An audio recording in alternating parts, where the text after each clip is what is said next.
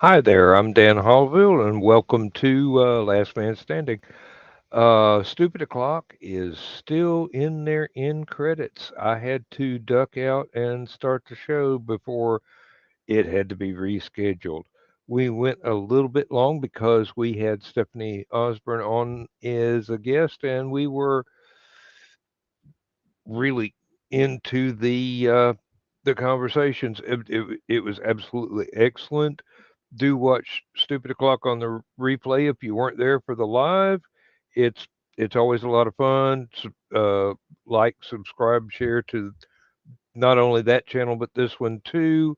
I would like to give a shout out to the crew of Narrowboat Liberty over in England who have subscribed to my channel several weeks ago, and I don't check to see how many subscribers I've got all that often because uh, it just doesn't occur to me that people would actually want to sit and watch this besides my friends who do show up and often are in the channel in the chat talking. Uh, I'm very pleased to have these folks think that I'm interesting enough to subscribe to. That's quite a compliment. I've subscribed to them because their canal boat channel is extremely interesting, and they're fun folks to watch uh, on their adventures around the British canal system. As some people will know from my conversations, I have gotten extremely interested in the British canal boats and the canal system over the past year or so. I was originally just looking at it for research for a character in a book. Is going to have him live on a canal boat, and it got to be just so fascinating to me, and all the different people who are doing vlogs from canal boats and all their experiences during the plague lockdown and everything else. And a lot of them, I do admit, a lot of them I am interested in because they are building their boat, fitting it out from a shell or a an older boat that they are reconditioning and to put back into service as a permanent floating home, basically. These are fascinating. Or at least to me, they may not be to other people, but to me, they are extremely fascinating. I absolutely love it. It was one of the things Lindsay and I have talked about going on when I retire, leaving the country, moving to England, buying a boat, living on a canal. Probably will not ever happen because I'm heavily invested in my life here, but Lindsay is from England and she misses it, and we don't have the finances to go back and visit as often as we'd like to. We've got loads of friends over there, and it would be just a great thing, but I don't think it's going to happen. And here is Rich. So I'm no longer monologuing. Sorry, I had a reboot. Tried to go into StreamYard and it was a white screen with a picture of me, and I'm like, that's not how that's supposed to look. No, that don't work that way. Oh, and Mike Jimmy just popped into the chat. I'll send him a link, although it is Thursday, so he probably has to work today. Um, how far do I have to scroll down to get to him here? Good grief. I've been talking to a lot of people here recently. No, there he is. There he is. We'll just pop that right in there. Hi, Donna. Hi, Usually, Mike Mike Jimmy. Jimmy Hi, can Carrie. pop in on Sunday mornings, Saturday nights. So yeah. Oh, okay, yeah, she's Stephanie's got the link. She will be here later. She absolutely loves High Flight, and I don't blame her a bit, even though this is a revamp of it, and I'm not as fond of it as possible. But and Kiri, thank you for popping in the chat. I know you can't join tonight, but thanks for being here and talking to us. Hey, there's Mike. Thought Good you would be. morning. Oh, it's coffee time. You haven't even left for work yet. No, no, no, no, no, no, no. I've never left for work when we talk here because I have been up for 20 minutes now. Ah, yeah, I've We got to do started a that. little late today, so I can And talk a here's little longer. Donna. Good morning, Hey, Donna. Hello there. I sent an invite to Carl, but I bet he's already gone to bed. He's gone. And I That's all changed right. my Just being studio setup, polite. so the camera is at a different angle because I switched my main desk with my PC on it to be 90 degrees from my art desk where my new pen display is sitting now because yeah, I need the keyboard and I need the mouse while also being able to draw Hmm. because the new pen doesn't right click properly. It doesn't Uh, create drop down menus, so I need my mouse. yeah. These things they happen, but you have a way to cope, so that's good. Oh yeah, no, it's it. If you've seen me on Facebook lately, there have been so many updates when it comes to animation. It is so fun. speaking of animation, that claymation stop animation thing that you're talking about Sunday morning, the neighbor. Yeah. Couldn't watch it from the link that you sent. So I did some searching. I found another link. Oh dear mother of God! It's so many of those types of shows, and I want to say, yeah, a lot of them are like Netherlands and Norway and stuff like that. Because I think was it Pingu? Yes, bingo. Yeah. So my youngest used to love Pingu, and then there were a couple of others, and I love it. It talks about the languages in Dutch. They don't talk. Yeah. What Dutch language? But I did get sucked into a couple of those, and those were quite entertaining. I know, right? They're just the stupidity, and it's just like Yes. it's like 5-year-olds trying to figure out how to build a greenhouse. Yeah. It's incredible. I love it. You know what the worst part is? There was a live theater show where they did this as well. So yeah, you got actors doing this whole thing. My stepmom went to it, and apparently it was one of the best shows he's ever been to.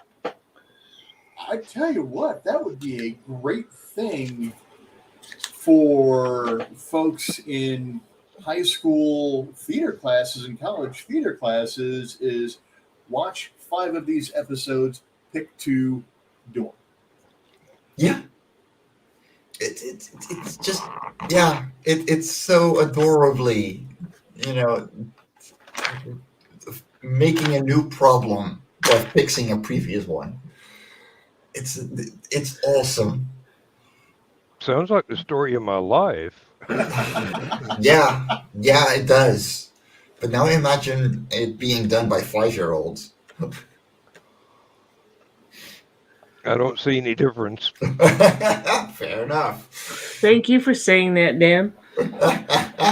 Yep, fair point.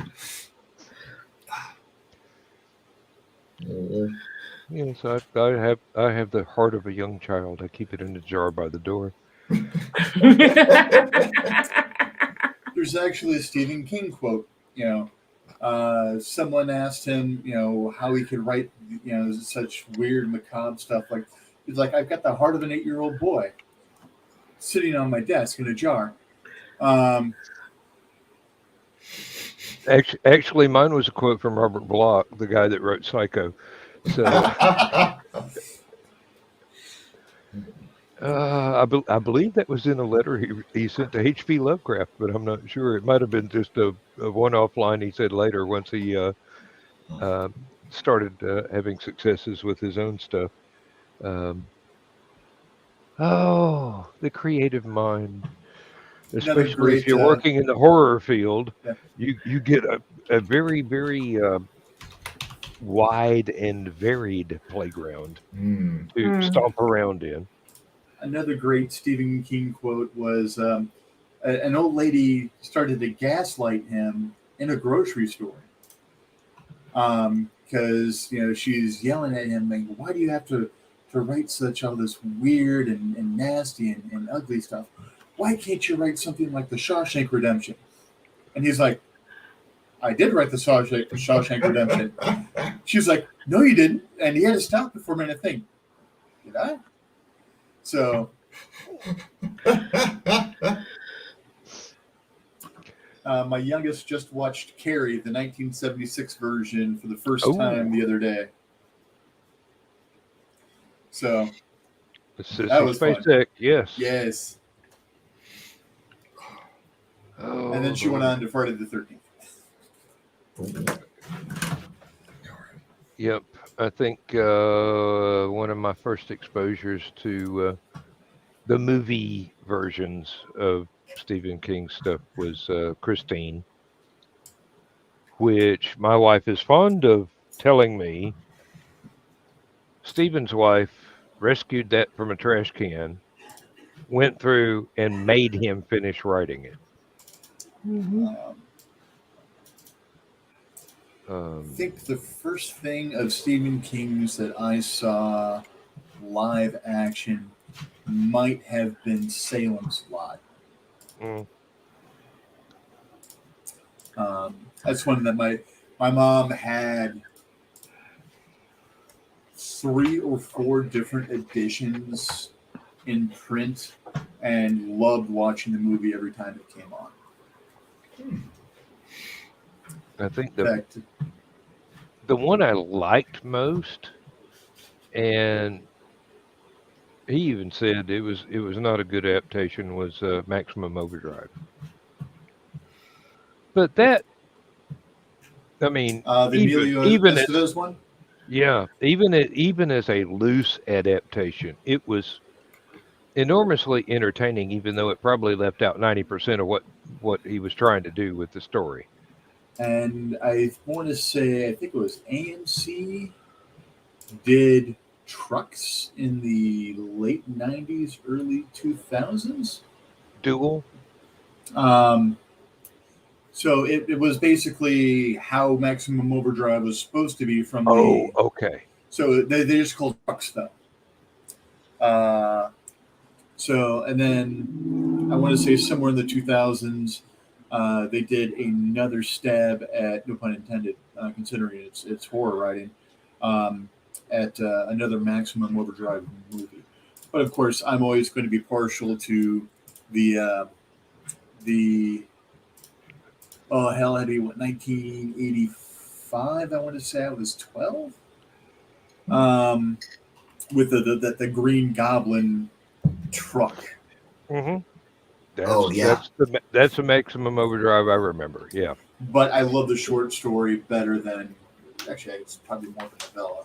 I love that more than I like the actual movie adaptations. I cannot remember if Stephen King actually wrote the short story that the Dennis Weaver movie Duel was made of, but I do know there was one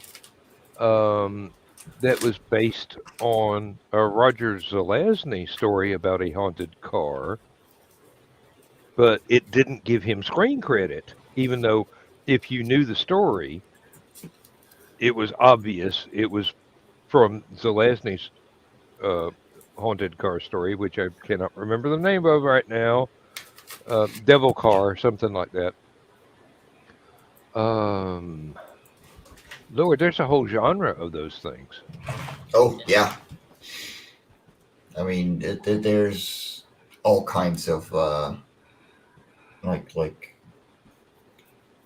disaster movies, B grade scary movies that just follow a certain theme. Going, yeah, haunted cars. Sure, on Zelaznia's the Devil loose. Car. Yeah.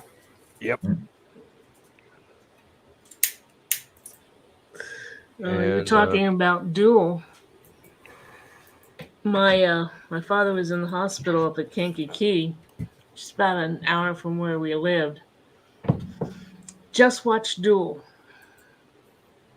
like the day before, and Mom and I went up there, and following us almost all the way up was a rig that was the twin of the rig from Duel, and he'd get really close and then he'd back off, and then Oh he'd my get, god. and I'm like, oh, I'm kind of freaking out. Like, yeah, Yeah, Duel was based off of a story by Richard Matheson of I Am Oh, Legend fame, yes, yes. Hey, but another master of creepy.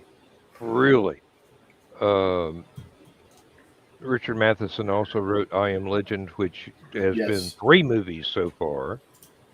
Yes. One starring Vincent Price, which I have a fond spot for because Um, Vincent Price can save any Roger Corman script just by being Vincent.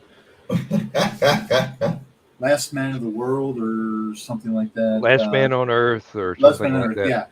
yeah. We actually saw that as we were flipping through Freevee earlier, I think. Hmm. Then there was Charlton Heston in Mega Mega Man. Man, and then there was the more recent one The Will Smith with attempt. Will Smith. Yep. People say that one was not very well adapted, but it's It modern is a day. It great- stands on its own, but Yeah. it's not the Yeah. book. And Yeah. for it to be I Am Legend for me, it has to have the book ending. Mm, You know, yes. Yeah. it's just uh, so awesome. Yeah. Well, Matheson also wrote Incredible Shrinking Man, which is one of those great black and white classics from back in the day. Uh, Seriously, that gave rise to an entire genre of movies all by itself too. Um, Lord, we could talk about all movies all night, and I'd remember the black and white ones, and everybody else would remember the color ones that came later. But um, I spent a lot of time watching the local version of Shock Theater, which is like basically old 50s and 60s and 70s horror movies, but unlike the ones that everybody fondly remembers with the wisecracking hosts like Elvira or Svengoolie and Svengoolie, yeah, the one that I got to watch did not have a host. Mm. It was just the movies with a logo and a theme song, basically. Something loosely based on Toccata and Fugue in D minor, but Bach was not in any condition to sue at the time, so they got away with it. yeah, that should have been well in the public domain by that point in time. Yeah, really. Well, Yeah. I mean, there was a copyright strike on the virtual Hallowcon that used the Spake Zarathustra, the 2001 movie, the very famous crescendo song there. Yeah, they got a copyright strike on something that was 300 years old. Wow. I mean, excuse me. That's not how it works. Yeah. No, no. Somebody thought that they would inconvenience Joe Dog. Uh-huh. Um, for being such a nice guy, he tends to have people try and piss him off Yeah. regularly. Uh, he just kind of asks for it. Joking. Hey, all he does is get out of bed in the morning. Mm-hmm. About Everything it. else just kind of happens. I mean, He's just got that natural orneriness. I'm still not over him calling me out at Hallowcon last year in front of Uh, everybody. I do believe you won that round. He still won't admit it. He still won't admit it. Well, he has his pride, even if it's misplaced in that instance. uh, I mean, seriously, you've seen the text he sent to Chris. hmm Oh yeah, Carl Yeah, said Carl happy quotes it New Year's. regularly. Yeah,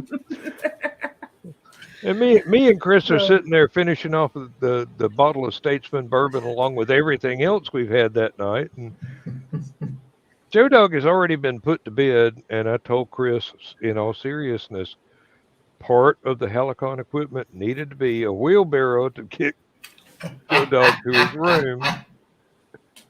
And now the man he cannot drink anymore, Hmm. or he will die. That is not good. Nope, no. this is a good reason to clean up your act. Oh, Yes. oh Mhm. yeah.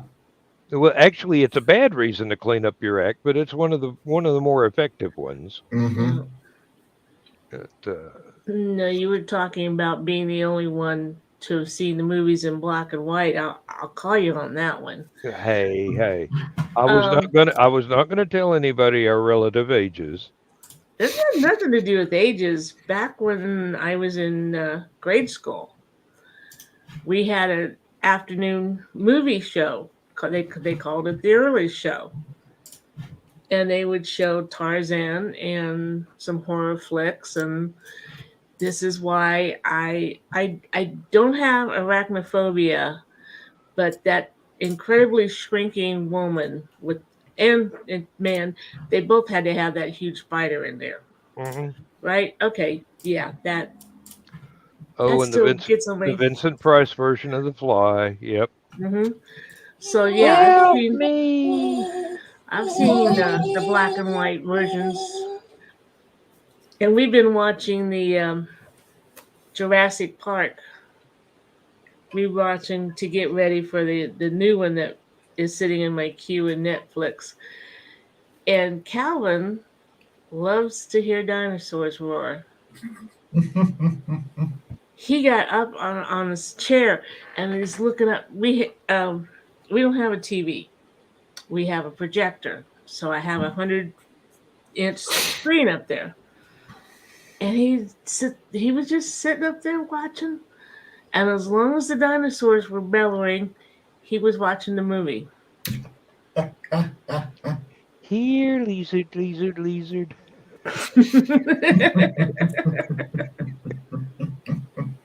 It showed the human people, and he's like, "Yeah. What Oh, if? wait a minute.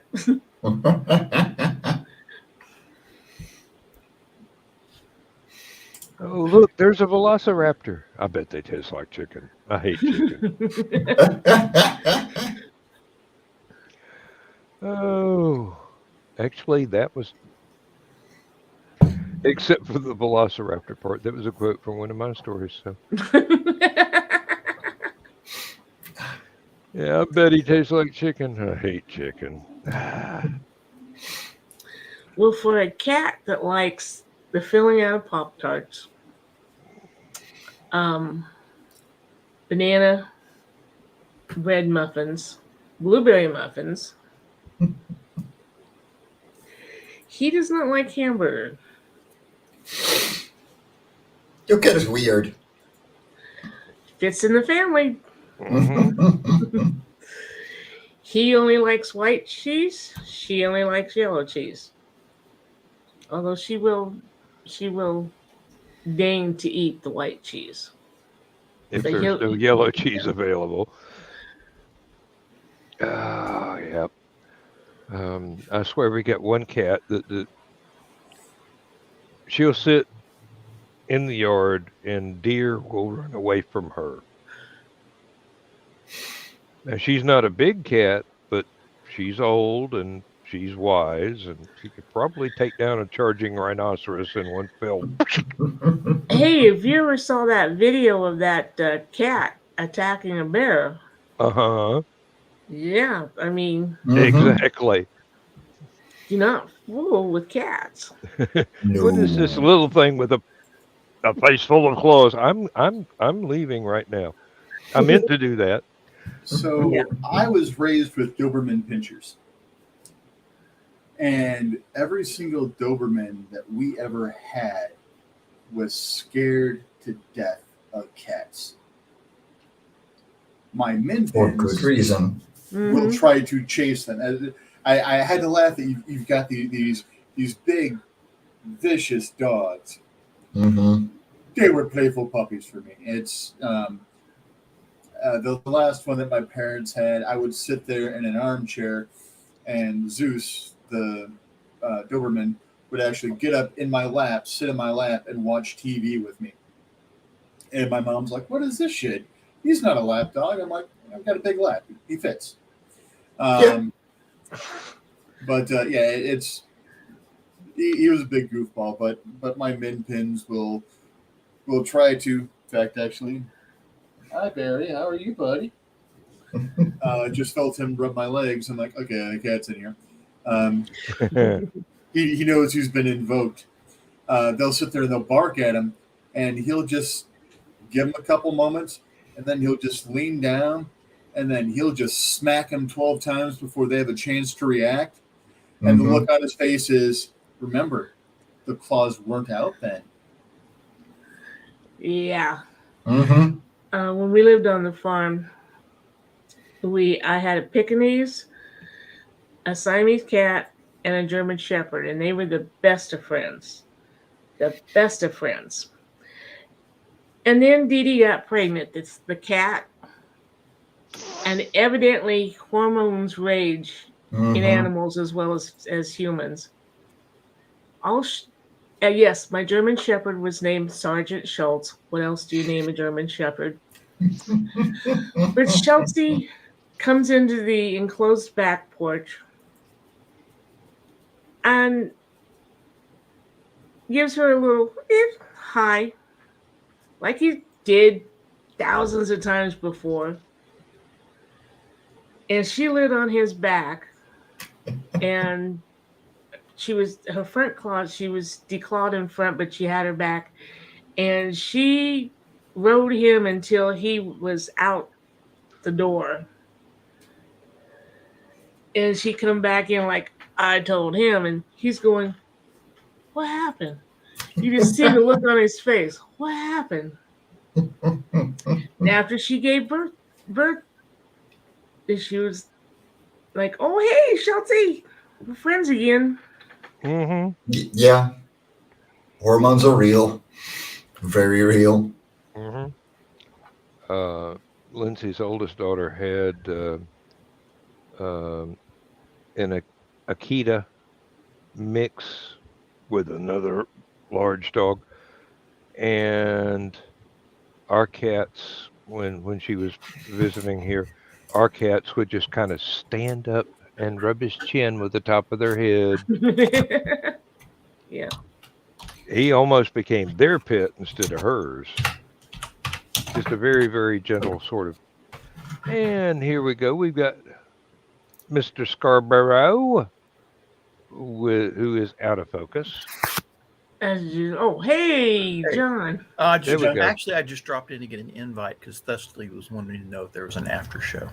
Oh yes, Yeah. yes indeed, yes So- indeed. Let me see if I can I'll find her. do it. I got it right here. Okay. That's actually all I dropped in for. I'm catching up Did on you see mail. what condition your condition was in? Yeah, something like that. hmm. Fair to Midland or totally hopeless? Oh, hey Hey, Chris. Chris. Hey, yeah, that'll do the trick. Want to Oh, know yeah. the great thing about her? We had when we got her, she came with papers from the National Siamese Mhm. Society so that she could be shown anywhere, except that the papers said she was a he, Ah, and we took the vet's word for it. It's got mm, papers, so we didn't check. And then she comes up pregnant. yep. I had a cat I found, and it was a black cat, and I thought it was female when I got it. Well, I took it to get her. I took her to get her spayed, and I get a call a few minutes later from the vet after I dropped her off. A, she is a he, and B, he has already been neutered, which is why he kind of looks like a female. So, Yeah, mhm. Okay. Saved you a couple of dollars and provided some useful Yeah. information. yeah. So, fortunately, I was just down the road to the shop doing some shopping, so didn't drive all the way home and then have to drive all the way back. Well, when we first got Calvin, we thought he was a she because for one thing, he was more calico back then. He's got more white on him now. And for another thing, there was how to put this genteelly. No, there's no way to do it. Nothing was showing. Mm. And we had even taken him in for his first shots, and the vet didn't say, "Oh, this is a boy." And the day before we would go back for his booster, he's laying on his back, and I'm like, "Something dropped, buddy," Mm-hmm. because here was these two little lumps where there had been none before. And he looks up to me and goes, "Yep, there's Mr. Winky too." Okay. So when I take him in the next day for his booster, I'm like, "Doc, you might want to check. I think we got a boy there." And he's like, "It's not a boy." He's like, "Oh yeah, we got a boy." Funny how these things happen, huh? Well, I don't feel so bad when the vets get it wrong. This is true. This is true. Although my sister has spent many years working in a vet clinic, and one of the things she said was, it's very difficult to determine the sex of birds before Yeah. they actually hit the age where they either lay eggs or want to make sure that another bird lays eggs. And Oh, believe me, yeah. I did not inquire as to what this fascinating concept could have been, but oh Lord, and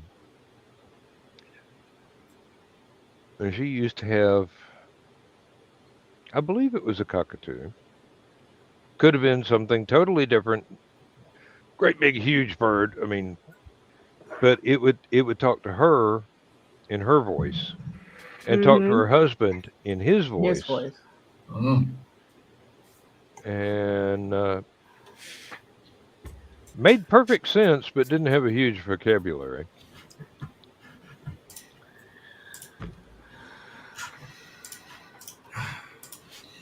One of these days, you're gonna fall off. On the stair rail, playing with his tail again.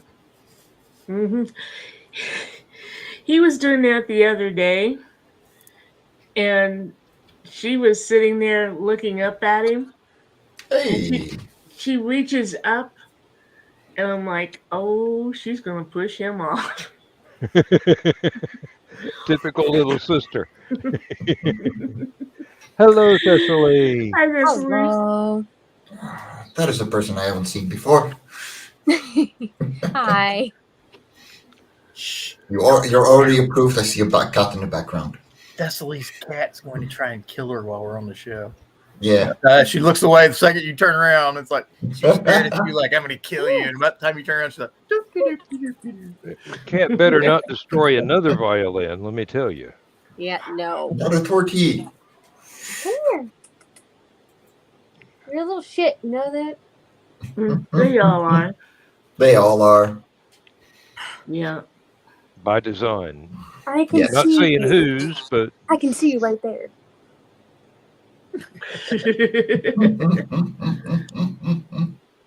Ugh, so how's school? that was great. It was great until this week started because they were like, oh, nice and easy. Like, hi, just introduce yourself, just read a couple things, do your discussion board. It's only like one question. And then you have your journal for like one question. And then I went in to take a look at my grades because I had a test in both classes.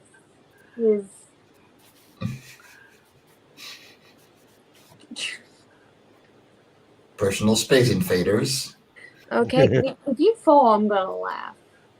I'm gonna check and make sure you're okay, but then I'm gonna laugh. But I had gone to check in my grades and they're like, I'll just take a look at next week, what it's gonna be so I can plan it out. That was a mistake. Uh-oh. your So- cat is mad because you're talking and Come he here. has figured out you're not talking to him. Her. Her. Here, problem solved. But Mom. Jealous little thing. So the discussion board alone for the classes are both 5 questions that you got to answer. In my one class, I have to read 42 pages along with watch 3 20-minute videos. And then I have a test.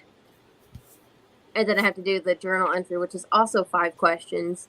And the other classes, I got to read 5 short chapters, maybe 5 short chapters, 3 videos, and 2 articles. Do a test, and then do the journal entry, which confused the ever-living crap out of me. I'm so glad I'm not at school anymore. I feel you. I kind of miss it sometimes, but then again, I figure getting paid is worth not being in school. Yeah. Hi. Oh, You're Lord. planning my demise. I know it. Yeah, They are. she's a cat. What did you expect? Oh, heavens. Well, we've actually got more people on screen than we have in the audience, so That's Hey. pretty normal. That's what we get for giving the link out to every darn body. Hey. Let me love you. No. Mom, no, don't do this to me. Not in front of Mine's asleep on my everybody. feet. Oh, you are a chunky baby, though. Yeah, I got one of my own over here. Okay, before you end up murdering me. On all of ours are outside. They may, well, I have to work very hard not to trip over the ones on the porch when I leave for work in the morning because that's breakfast time and Lindsay goes out there with bowls of food as I'm leaving. So, Hi, Chris. Yeah, I need to Mine be is sound asleep on my feet at the moment, so I'm not going to bug you. Don't look at me like that. Mine is being playful. Who's gonna Someone's feed throwing you around if you your kill toy. me? Huh? Who gonna feed you if you kill me? But when you die, she'll have like a 2-week supply of food. I was gonna say. Which how much weight I lost? I even Well, think she'll last 2 weeks. you're tall. It's even if she's chunky, she's still a small cat. I mean, relative size. Yeah. And no, I am not tall. I am short. Every time anyone sees me, I'm in 4-inch heels. Of Yeah, you're still probably like this to me. This is not the green room. This is not the green room. This. Not the green. What? I I don't want to know. No, It you means probably the not. green room is a wonderful place where people do not have let breaks. go of everything. It is not. Yes. It is not recorded. It is also not restrained. Yes. This is. So it's like this the is red point. room? No. It's basically it's a place where I would call it if a blue. if a random joke or a smartass remark comes to mind, you are perfectly free to announce it to the world or the world within the green room, and no one will do anything except laugh hysterically or go, "Oh, that was a bad one," and that's about it. Maybe, I mean, maybe give you a raspberry if it was really yeah, Yeah. yeah. bad. Yeah. There's only two rules for the green room. One is no politics or religion, Shelby, and the other is you stop breaking cannot our be wires. offended by anything because most of it is offensive. Or We at least have actually gotten into You're a religion bad in girl. there because I've been there when we have. But there are sometimes, depending on who's in there, but there is a certain person in there who has really ticked off a couple of us pagans because, Yes. yeah, because of some claims that he made. Ah, So Yeah. I wouldn't like them. Well, he's a nice guy, but this one true religion stuff is not going to mm, float when you are surrounded by people who have differing beliefs. yeah. If you Okay, so can't be don't tolerant of other people's religions, then No. so don't bring up I'm a Jewish pagan.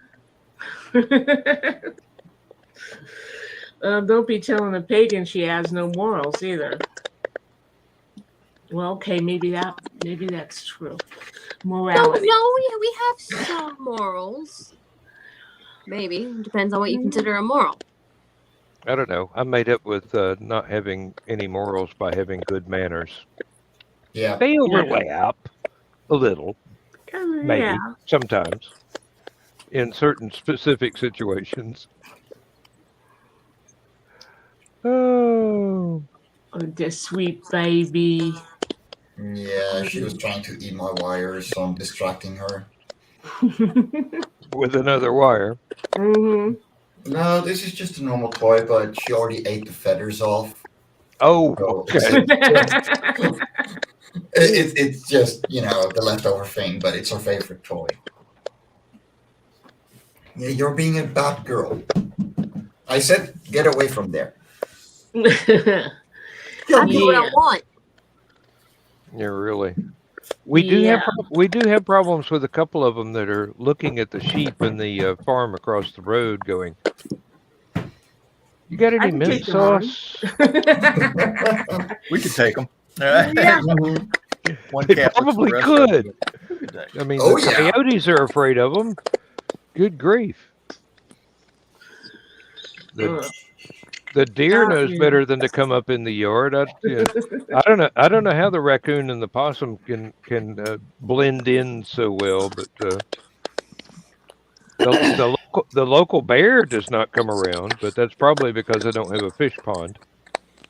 Speaking of, I gotta show y'all this. You just get too big a kick out of it. I'm sorry. Oh my god, I don't understand how this thing works. I hate technology and its weird things. Ah, There, Yep. put. Don't move. The spell is stay. Shit, it don't listen then. mhm. It depends on the tone of voice.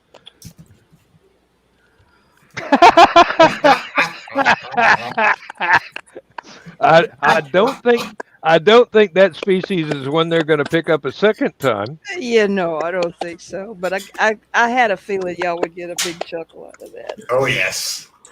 The Mhm. only thing funnier would be were it a skunk, Yep. Oh, The one with the yeah. skunk is pretty good too. The aliens. because then it would Got be to insert the weaponized. anal probe. Hey Dan, you want to Right in the see face. um your the intro music you did come to life? Oh yeah, please. So the last 2 days I have been going hard on animation.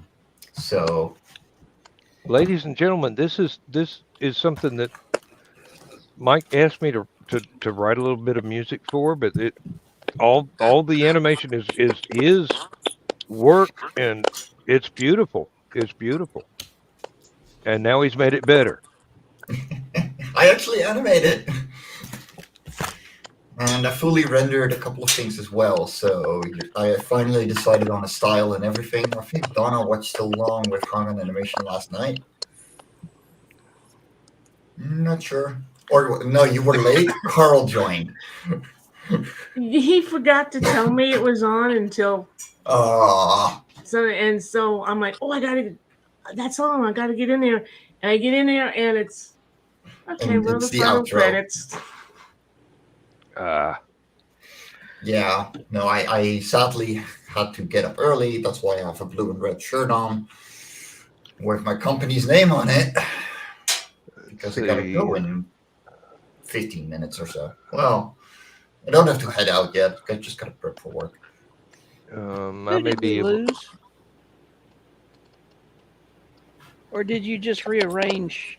I didn't rearrange anything, but It's something rearranged Yeah, because I had people on both next to sides of me. you. well, Chris wasn't here, and That's weird. yeah, but Technology it's is going to do what technology does. it's StreamYard, so they probably rearranged everything themselves. Yeah. So it's probably on the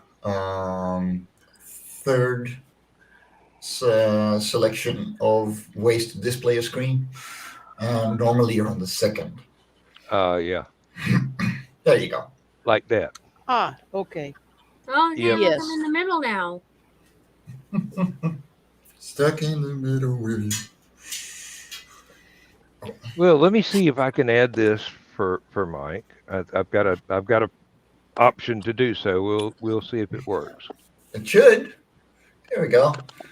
So yeah, this is the first scene of the intro. It isn't fully rendered yet. It's only flat colors, and there's still a couple of elements missing. And that translates into this one. You might have to share your sound too. It's not sharing sound because it's not the full intro. Mm. This makes me wish I got into digital art instead of portrayal art. I mean, I do both. Like my inking is normally traditional with digital pencils for my comics, but I decided to make an animated pilot for my series, and I asked Dan to make a full intro. Make the intro music. So let me see. I don't think I can share sound on. No, I can't share sound on Firefox, sadly. But I'll keep it for Sunday. Okay. Because It's beautiful. It's beautiful work. So It really is. Gorgeous. I'm having fun. The last 2 days have been 16 hours of nonstop animation, and it's been glorious. Yeah, how long are you going at once? About 16 hours. When I wake up, have my first sip of coffee, I just start. Then around 11 a.m., I just, get another cup of coffee, get my breakfast, take a quick break, and then usually around 3-ish, I'll take another break until dinner, and then go until What did I 8 tell p.m. you? and I fall asleep. What did I tell you? Yeah, you have far more patience than I do because I do portrait art. So I think the last one I did, Dan, was the Mrs. Doubtfire, Yeah. I think. And Yep. I can only do that in increments of 2 hours, and then I was fed up. Hey, don't you claw? It Get your takes a boys lot off of the back. patience. It takes a lot of doing the same thing over and over again, especially in coloring. I hate coloring, I but love coloring. oh no, it's the worst. My work ends in black and white normally, and then I send it off to someone who's way better at it, so they can fix it for me. But yeah, for this one, it's just me doing the animation. So I have been just casually going at it until this week when I got a new pen display. Um, because I was handicapped to a little Wacom bamboo, and that does not work when you have Yeah. a 22-inch screen that it needs to translate to. Yeah. Yeah, but either way, you're a very talented artist. I bow down. No. I prefer stubborn. Nothing wrong with stubborn. Oh, Maybe no. determined? It got me places. But yeah, starting with comics made me a lot more patient, and then animation made me go, you know what? This is meditative. Yeah. I find the same way about painting.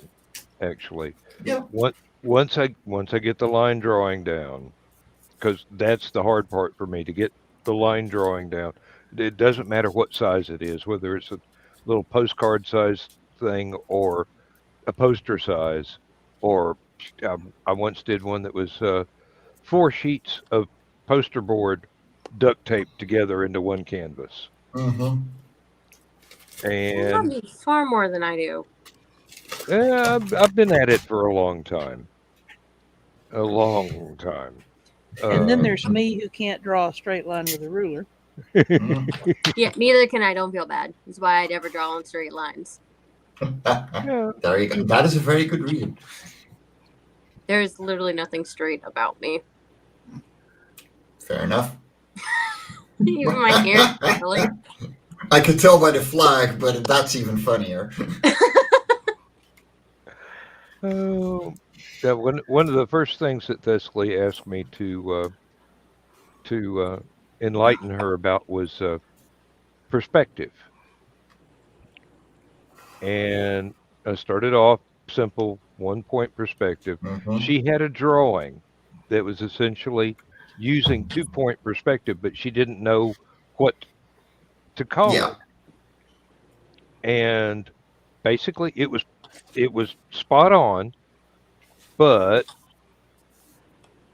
once I showed her an illustration of it, I think it was something that I sketched out real quick to show 2 points where you had the converging lines instead of a single point perspective, like a railroad track. This was like Yeah. a large building that that went off into the distance, and then after that, we actually found a photograph of a building that complied with exactly what I was trying to tell her, Yeah. and it's like, this is what you were drawing. This is it. This is it. This is the Mm-hmm. way it works. But this is a real life. Here you go. You've got the big main wall off front. You got the two side walls going back. There's the perspective point for the left wall. There's a perspective point for the right wall. Everything was just, hey, and it was And it actually I have seen that used in, I hate to say classical animation, but we're talking about Fleischer Brothers Popeye cartoons yeah. when they had this huge castle or uh, a large city building or something where they had to show it as if you were right up front, but you could see it kind of go into the distance, Yeah. and it worked out. It worked out just well. I Um, mean, Yeah, for maybe for 3 point, you. um, 2 point Maybe yeah, for well, perspective, you. is a little harder. I actually really enjoy making bases with perspective, like 1, 2, 3 point perspectives.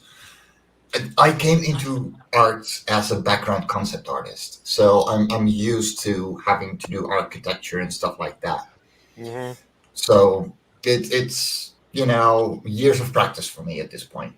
Well, that was my major in college was interior design Yeah, with a focus on architecture. So I had to learn different things. I mean, the hard thing for me was the figure drawing class where I had a live yeah, person in front of me, and Oh, yeah, I can do that.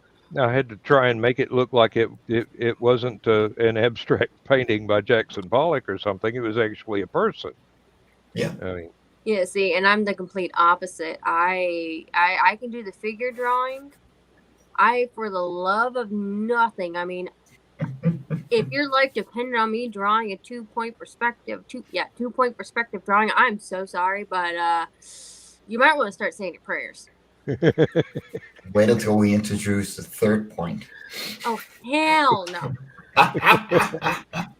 In all Hell no! seriousness, the best way to start a 2 or 3 point perspective is to just go to Google, go for a 2 point perspective photo that kind of works with the setup you want to do, trace some lines, like just trace some of the baselines, and just make it from there.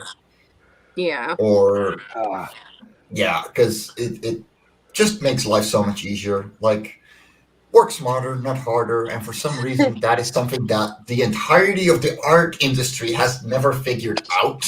oh Yeah. no, It doesn't make sense. no! It's Like, basically just 90% of work, work. humankind hasn't figured that out. Well, a lot of it is at that point, if you're doing it, what it's considered is plagiarizing another artist. So you're not being original. So trying to find that fine line in between using it as a reference and finding it as a taking someone else's credit is the yeah. problem.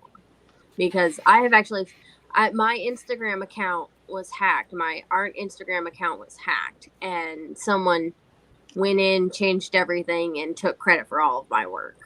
Hmm. I Now was Yeah. pissed. Of I course. I actually got myself one of these. Is that a Oh, The you dragon got a light light board. board? pod. It's a light board. Yeah, Oh. it's a big light board. I mean, seriously. Oh, you want to look? Mine is old school.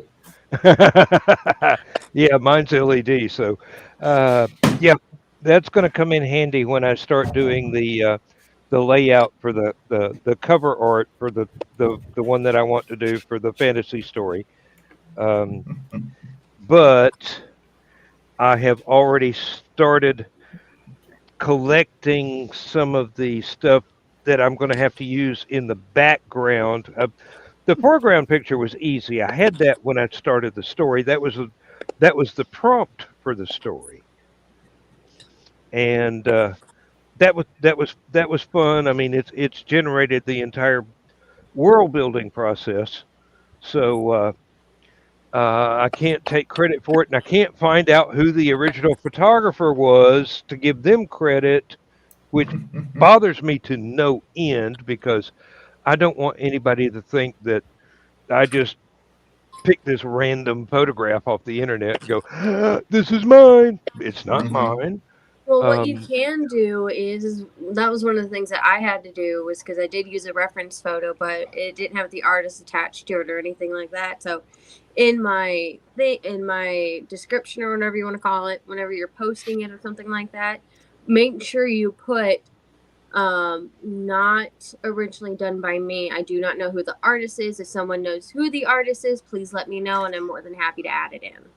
So, I even went so far as to do an image search, and all I found was the different posts on social media that it showed up in, with no accreditation whatsoever. here is the thing about poses or references or whatever. A pose is not copyrighted. As long as you change it so much that it is your own thing, nobody cares. Mm, If you're literally, tracing over something, that is a whole different story. yeah, But if you're just making a pose your own thing and putting your own work over it to, make it fit and have the right pose, you're fine. Like, nobody is going to copyright that.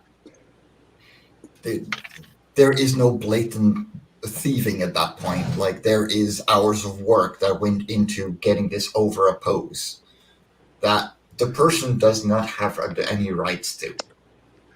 Well, what I did was I went in the preface for the story, and I said, "Look, this was an internet meme, and someone posted the photograph and said, this is this, this is that.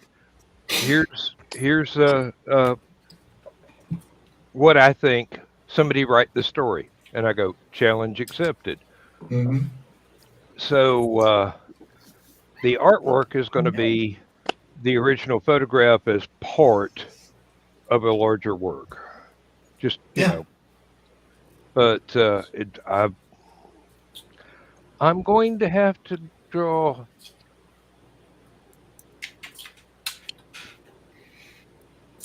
basically from the photograph in order to get the facial expression right on the cat.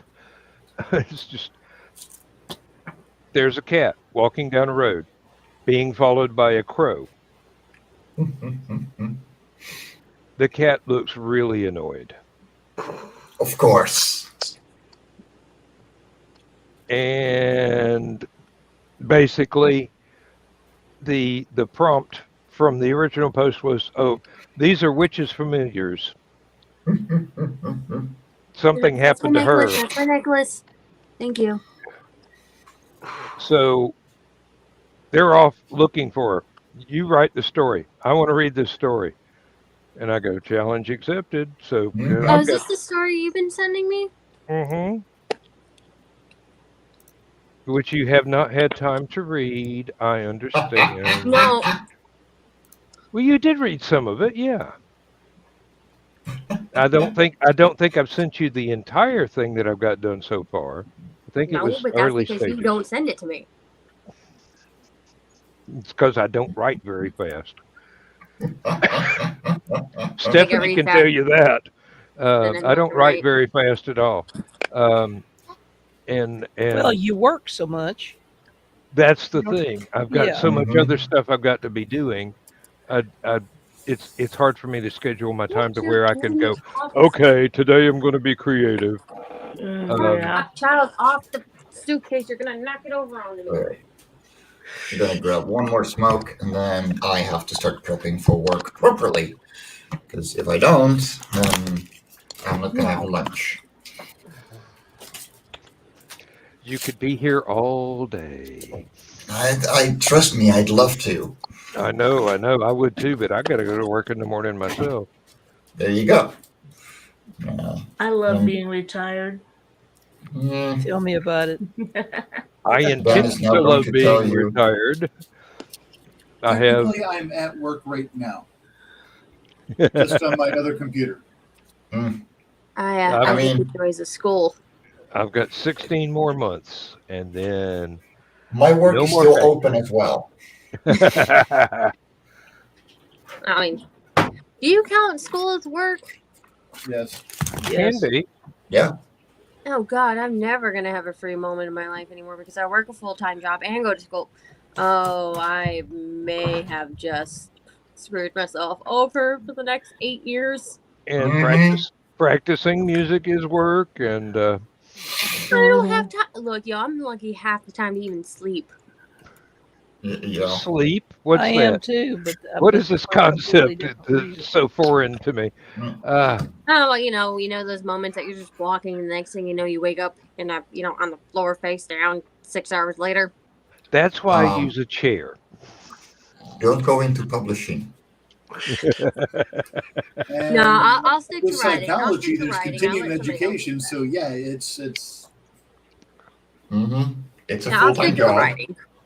and then 3 more.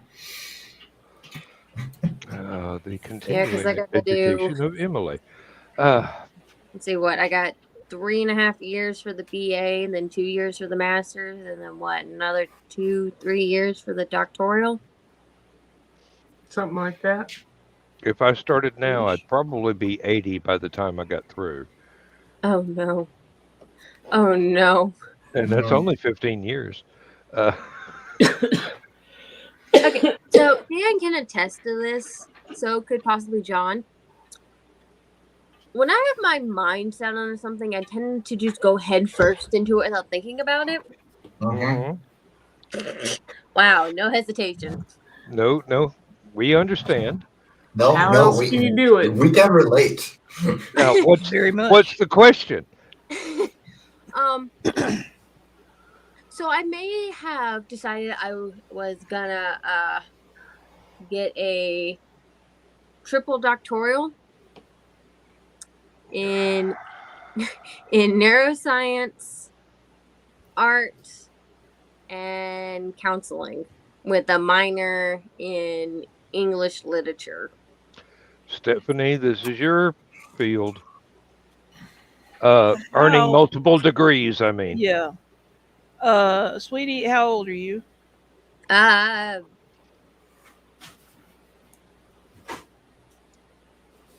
She asks only for information.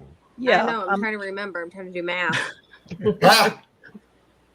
What year? 97. I'm 24. I'm gonna be turning was 25 gonna here in say- a couple months. Okay, you're Yeah. looking at you won't actually be working if that's what you have planned, you won't actually be working until you're around 40. Well, I mean, what I was gonna do first was I was gonna do the majoring. I guess technically it is a majoring. Getting my doctoral in neuroscience and counseling, and maybe just minoring in arts, because what I'm doing is I'm going into psychotherapy with art. So I'm going to be using different arts to help people. Okay. That is more reasonable then. But I also want to minor in English too, because that's going to help with, because I do eventually want to become an actual writer. You are an actual writer. I was gonna say, One like, the only post thing in a that, magazine that nobody read does not count. When Yeah, it one does. writes, they It are It does. right. absolutely does. you have published work. Yes, it absolutely does. And I Because read what it. I do these days is I write. And I'll tell you something else. I don't have a degree in English. I have degrees in astronomy, physics, chemistry, and mathematics. Ooh, I've always But wanted to do no, astronomy. not even a minor in English. I But only I have learned my, how to write all through doing all this stuff, because I had to write lab reports and I had to write theses and all this kind of stuff. And so I learned the basics of writing, and by dint of simply reading a lot and enjoying reading fiction, I learned story structure. yeah. That's all you need. You don't need any kind of a degree. The You know, Not human for mind writing. You Not just for need an learns. imagination and determination. The I have human the mind learns imagination. passively.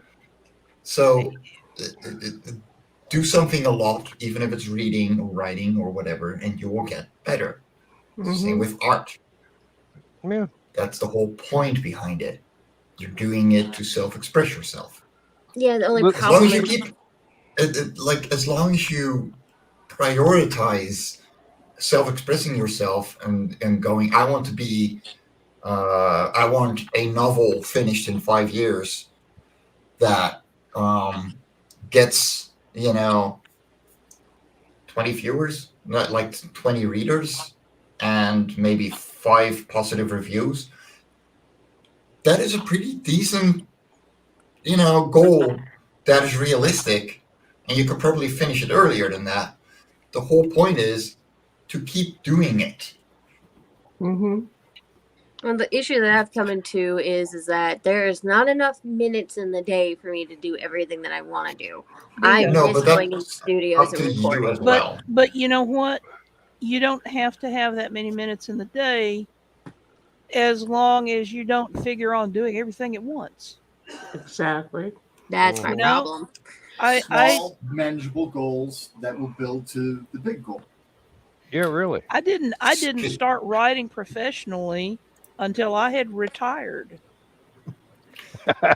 Scheduling yourself to realize how big things really are compared to what they feel like is one of the biggest things that I taught myself in the last 5 years making comics and starting my own publishing company. That is something you don't learn in school. No. No. That is something that you have to teach yourself. During school, you don't have to, quote unquote. You kind of do, but you're not doing it actively because your teachers are going to assign you things you have to get done in a certain time, and it's up to you to fill in that time. Mm-hmm. Hmm. When you're Also, going to do anything creative, you have to schedule that for yourself. mm-hmm. Time management is one of the skills you have to Yeah. learn for yourself, Yeah. Yes.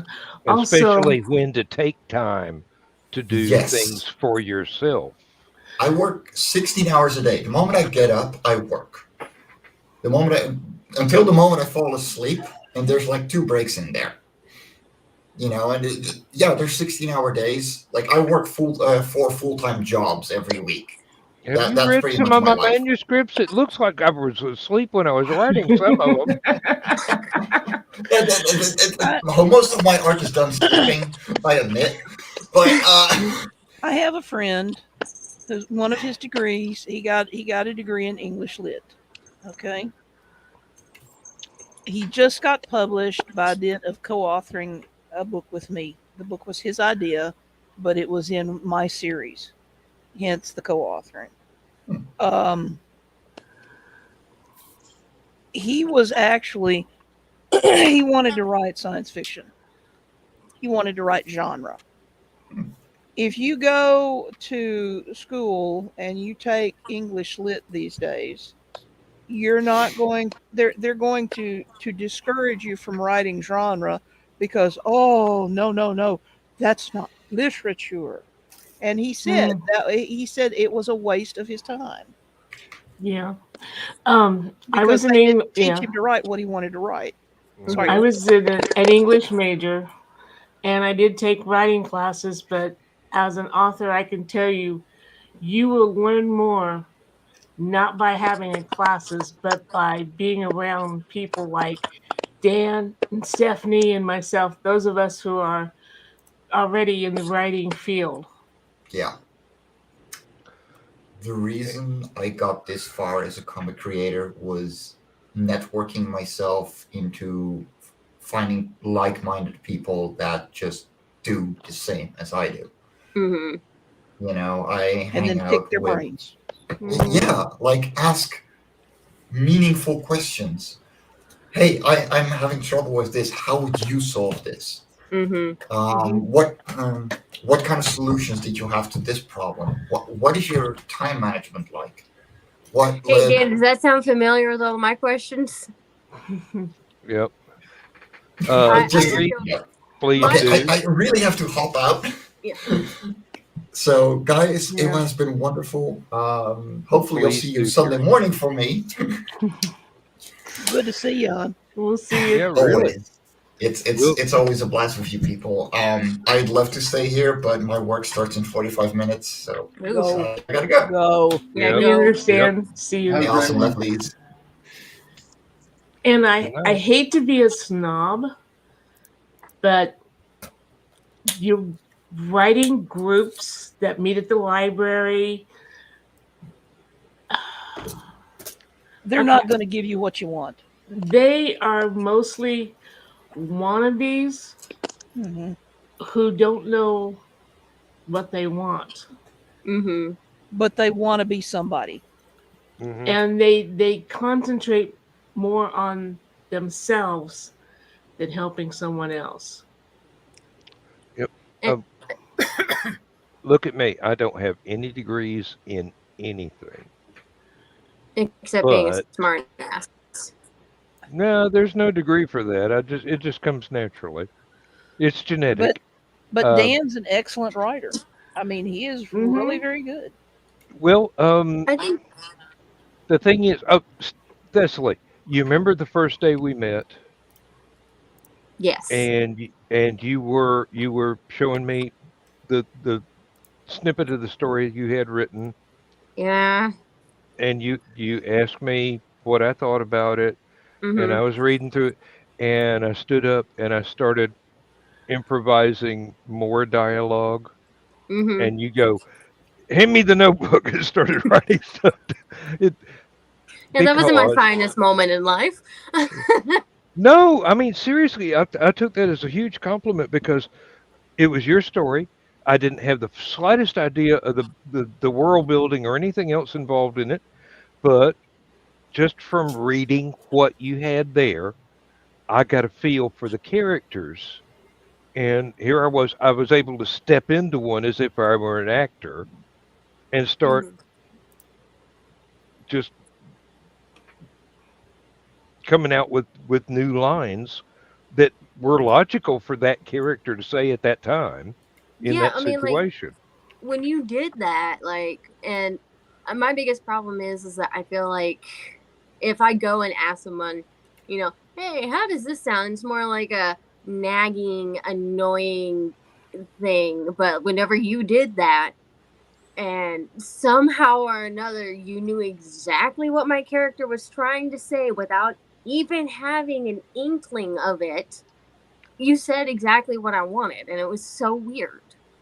I know, I'm Uh, like that- that. But That's what good I was writers are like. reading your characters, what you wrote, what you handed me, and it was so logical for them to go to that point and say those things.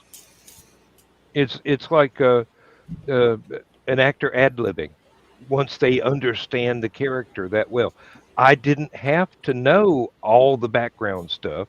You were writing that vividly. That's a good sign. Yeah. Yes, Writing that vivid, blah, blah, blah, blah, blah, blah, blah. that much alive. Oh, that was just I. How is that good? I'm confused. It's good because it means you can bring the character to life with your words With well what enough for Exactly. little you somebody gave else him, to clue he was in on the able to character. feel it. Yeah. You're able to condense it down into that little bit for someone to take it and run with it and know exactly where you wanted to go with it. That is talent. That is craft. The rest is refinement. That's right. Yeah, the only thing I'm learning is I need Dan to write. No, Not no, you really. don't. No. You've already written. That's why Dan clued into it. Yeah. Well, What I you look back. had. Look, I still have that notebook, Uh and huh. I actually looked back through it, and I was like, "Oh my god, this was so cheesy and generic." And don't you think we've all done that? Hmm. No, You have to start Yes, somewhere. Yes, You we have to start have. somewhere. I most. mean, I know some fairly well known uh, authors, some fairly successful authors. We're talking New York Times bestseller lists and stuff like that. Okay, most of them will tell you that this first stuff you write is garbage. As you continue to write, it gets better, it gets more polished and more refined. By the time you've written 500,000 or 1,000,000 words, which surprisingly does not take as long as you might think, no. you're getting good at it. All right. Um, and so just go ahead and start writing and keep writing and get that 500,000 words out of the way. There's no And such thing as good writing. It's good rewriting. yes, But you got to get it down. You got to get it out. Mm-hmm. currently my most popular series, which is currently standing at 14 books in the series, with more planned, and at least one, possibly two spin-off series, started off several decades ago, well before I ever became a published professional author, as these 35,000 word novelettes. I couldn't even write an entire book. But somebody said, "Well, why don't you pull those out and polish them up and do something with them?" So I said, "Well, okay, the first thing I got to do is I got to find the discs where I stored them, and those were floppy disks. So the next thing I have to do is figure out how to port them into my laptop." which was a trick in and of itself, but I managed it. And I read through those and I cringed, because compared to where I am now, and I don't claim to be a master of the craft now, but compared to where I am now, they were very, very rough, very raw, very unpolished. But I sat down and I started working on them. So somehow or other, I had to take a 35,000 word story and bump it up to around 100,000 words and make them worth reading. And I did it because I have learned enough from the time I wrote those until now that I could do that. So just because you're writing something now that you think is not worth anything doesn't mean you can't take it in the future when you start reaching the levels that you want to write at. You can't go back and take it and scrub it up and polish it and it won't be a diamond, because it will. Look at my Spaceport Bar series. I was at work one day, running a machine. One sentence came to me. "That's the trouble with time travel," said the man with blue hair. From that sentence came the entire shared universe Spaceport Bar series, including my own stuff, plus other people contributing, because the first few that I came out with were so alive, they were able to slot right in and run with it. And that's not because I'm such a humongous famous talent. It's because I was able to build a world from one sentence. As a matter of fact, I was able to build three worlds from that one sentence, but there, that's a story for another day. But,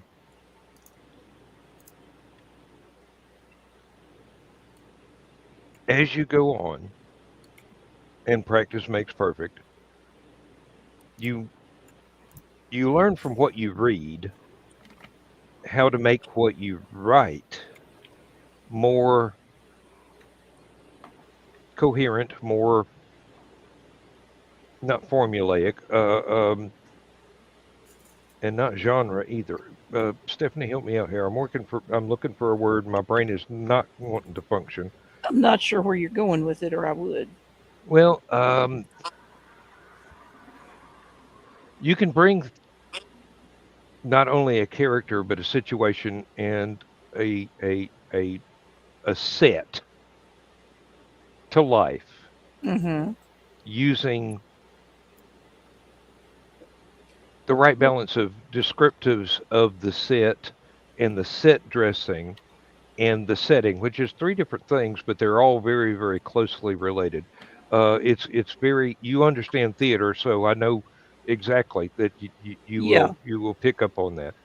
And getting the characters to be real, to to Yeah. to to feel and to read real and logical and as if they were people you'd met at a party or people you had run into in an elevator or whatever, but they were actualized into something that somebody could just pick up this sheaf of paper and read through it and get that germ of not only the character but the setting and the plot It's basic. you're what you're trying to do is you're trying to create a movie in the mind. Exactly, there you go. Trying to bring it uh, to life. Mm-hmm. Pretty much, yeah. The way I write is there I see a scene with characters and the backdrop that they're acting against and everything, and I describe what they're doing, I describe what they're saying, what they're wearing, uh, what they're holding, whether it's a glass or a knife or a Mark Set 75 dressing. blaster or whatever, set dressing, and then it goes on from there. The next logical thing: what do they do after this scene? What did they do before this scene? What got them there? Where do they go from here? It's basically, as Stephanie said, it's a movie in your mind. You see it in your mind's eye. You describe it as best you can. You describe the characters that you see as best you can. You describe what they say as best you can. And when everything clicks, you're no longer describing, you're taking dictation. They tell you what they're Yeah. doing. At this point, some of the characters that I've written the most, I immediately know when a line is out of character or when a behavior is out of character because it's kind of like, no, not going to do that. Mm-mm, mm-mm, sorry, Mm-mm. mm-mm, Yep, ain't yep. happening. Um, Um, in the fantasy story, I tried to follow a formula, and the characters stopped talking to me, and I stalled out. I couldn't write another word in that story, and then I went back at it over and over and over again. Finally, got them to start talking to me again, and then I realized, in order for the story to work and have the dramatic impact that it needed to be a successful story, one of them had to die. yeah, that's And the always a rough realization. uh-huh, and I knew exactly which one. I knew exactly which one. And I'm going, people are going to kill me. They're going to hunt me down and kill me if I do this to that character. How do I get out of it? You can't. I may not be able to. I may not be able to. That character may be doomed to die in order for the story to work. I could write a perfectly functional story, loosely termed story, with no deaths whatsoever, but then there'd be no threat, no payoff, no No reward dramatic for the tension. other character, no dramatic tension. Thank you. Exactly. It would be basically a very, very watered down Mother Goose story. Nothing, no danger, no reason for any of it to actually happen. One Without of the the conflict, without the not only against the big bad, but internally with the different characters, it gets boring real quick. one of the uh, one of the books in that long series that I was telling you about involves the capture of one of the two main characters by a group of pirate slavers That was heart wrenching. Believe me. Oh, it was not nearly as heart wrenching for you as it was for me, especially when I realized that the torture had to occur. Uh huh. And that was just, that was hard. Now, Well, the reason I know that is I've read almost everything Stephanie's written. There's still one or two that I have yet to go through, including the new one, which I will get to. It, I don't know how you managed to pull that off as a writer. I I have trouble going there. I It, know why it had to happen, well, but where it got really complicated was that I try to keep that particular series YA suitable. hmm I don't advertise it as YA, but I try to keep it in that vein. So while I knew that I could minimize the impact on the reader to an extent by keeping the worst scenes off screen, going back to the movie analogy, it was still here. I knew what happened. hmm and you had to And let the other characters in the story get your version rather than the YA version. right, Otherwise, their reactions to what happened would not be as genuine. right. So, it's like when they finally rescue him and they see the condition that he's in, it's like everybody pales, everybody staggers. They react to it. They react in horror at what was done to him. He's missing limbs. He's missing an eye. Uh, so it can be very difficult. And at this point, this was one of my major characters, and this was, which book was that? Let me go see. Um, Um, 1, 2, 3, 4, 5, 6, 7, 8, five, 9, 10, seven, 11, 12, 11, 11, book oh, 11 11. Okay. out of the series.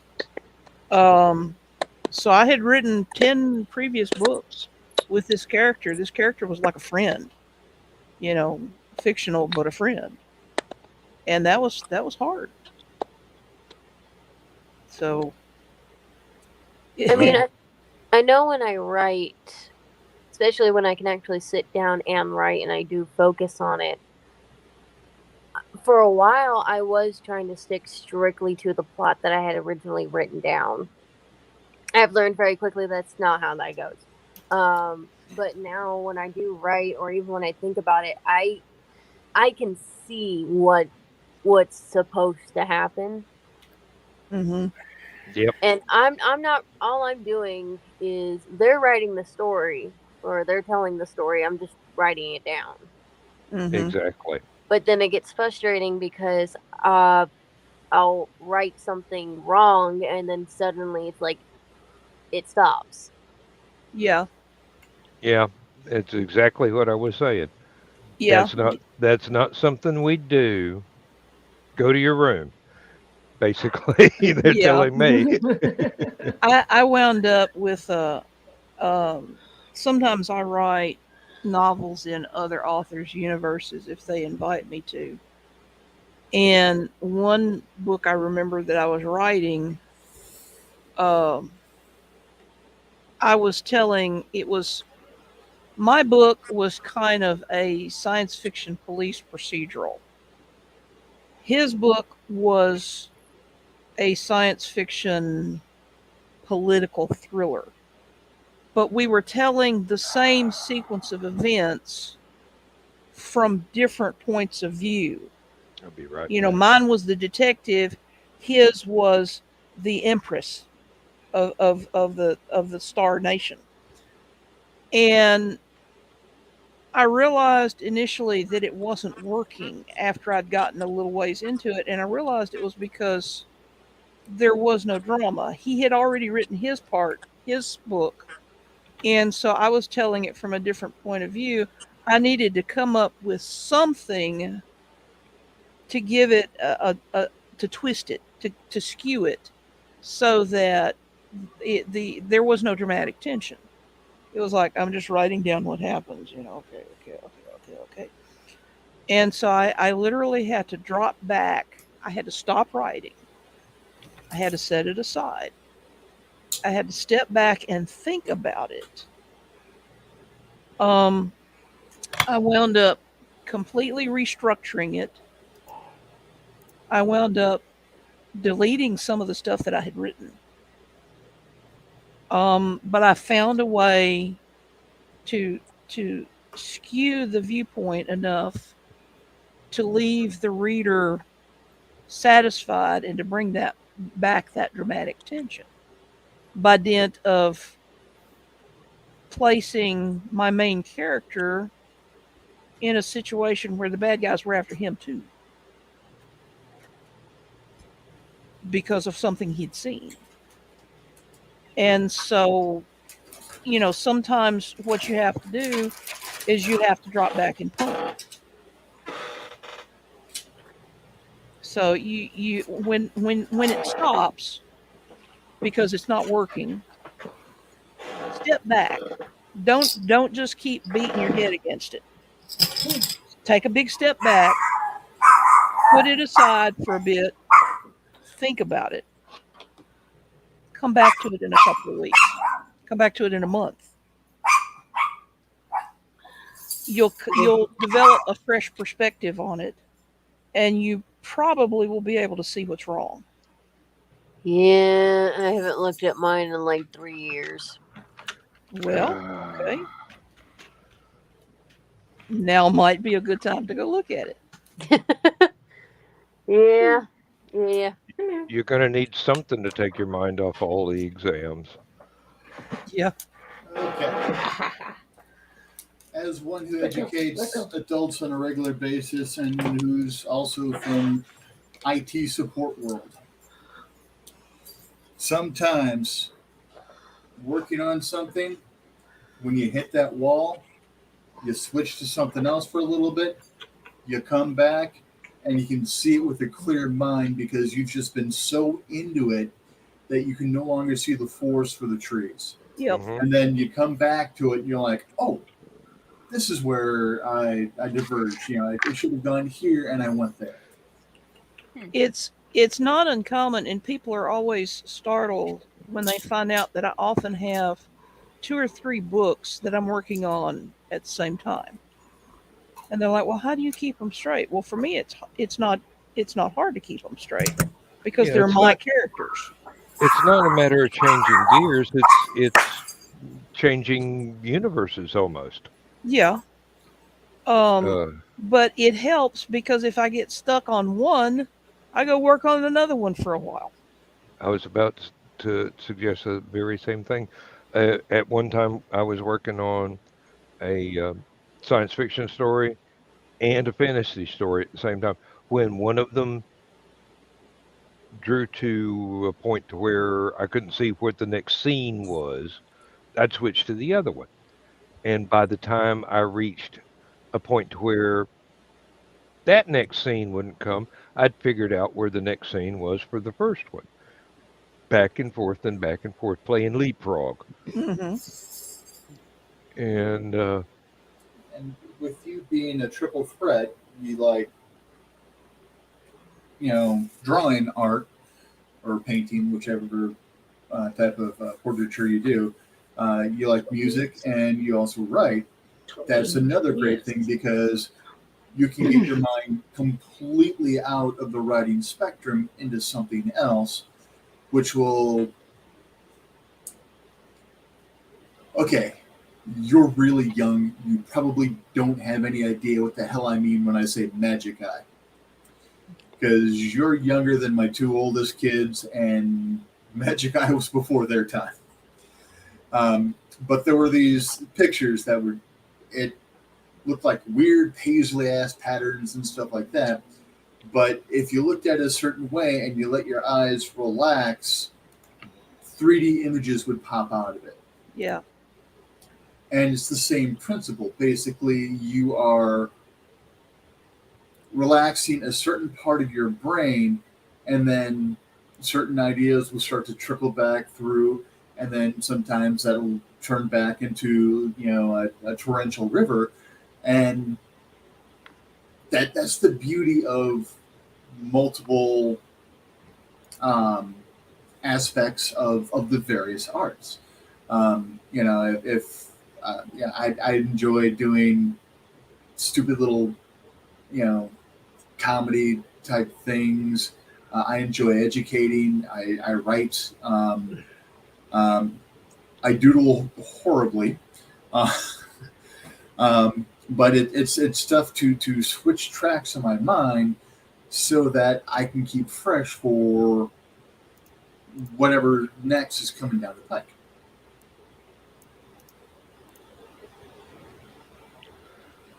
It's sort of Guess like what? when You I can. change gears to write a piece of music or do a drawing instead of writing a story. Rich, there's still a ton of Magic Eye stuff out on the web. I Oh just yeah. Googled it just for the fun of it. Oh, And then I also dabble back into stupid little card tricks and stuff like that my hands can still do as far as magic goes too. Um, it's so many different things, and they can all play off of each other. And something you do in one of your other artistic pieces could definitely kick back in and be an inspiration for whichever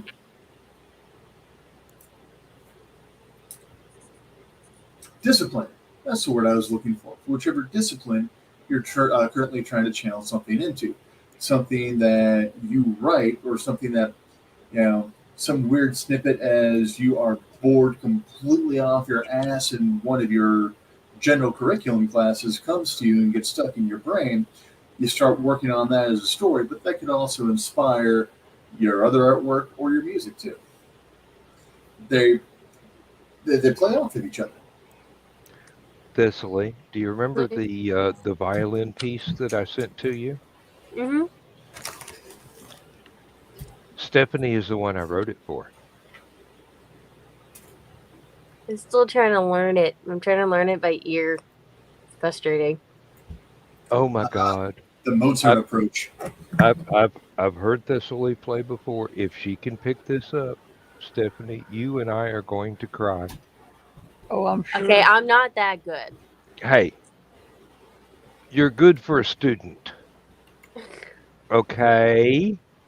There, I didn't give you glowing praise, but you're learning.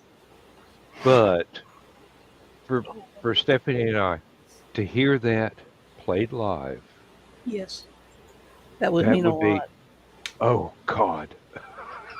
I I'm at a loss for words, and you know how hard that is. John can tell Mm-hmm. you. Oh, no pressure. You know what's probably gonna happen when I learn this? I'm probably gonna butcher it because I'm a very nervous live person. That's why I like the studio work that I've done is because I'm the only one in there. So you know what? That's fine. Record it in a studio and send it to me. I'll still cry. Oh no, if it's like that meaningful, I would genuinely love to play for it and see the actual reaction to it. I He mean, I don't what? want to make you cry. I don't want to make you cry. Yeah, no, no. It would be happy. It would be a happy cry. It would be a happy cry. Okay. I just realized what I just Um. said. It was like, So he wrote an he wrote a musical number inspired by one of my books, and then he proceeded to write enough for a complete album inspired by those books. And I still listen to him, and I'm just like, yeah, this he caught it. He caught it. These are the characters.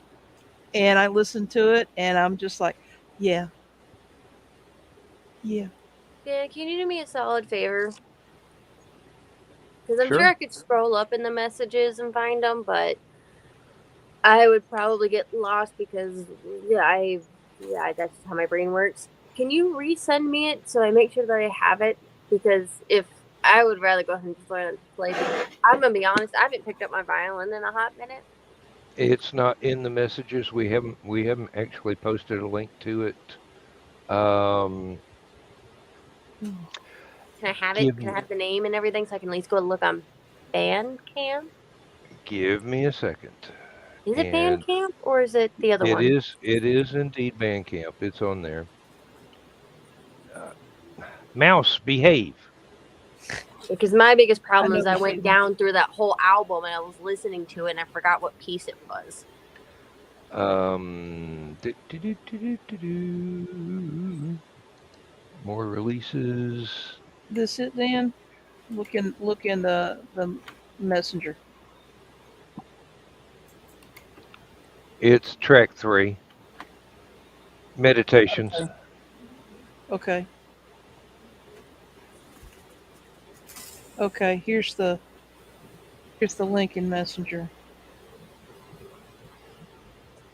Wait, my messenger or The oops, wrong The one. group.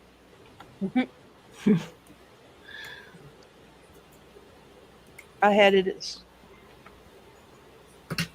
Okay. And Kiri would want to hear it too. Okay.